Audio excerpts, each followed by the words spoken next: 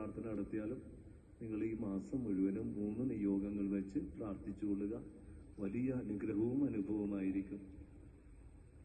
10:45 ഈ ഭക്ഷണം നമുക്കായി സ്പോൺസർ ചെയ്തിരിക്കുന്നത് തോമസ് അഗസ്റ്റിനും കുടുംബവുമാണ്. ഒരു സ്നേഹത്തിനെ ഓർക്കുന്നു.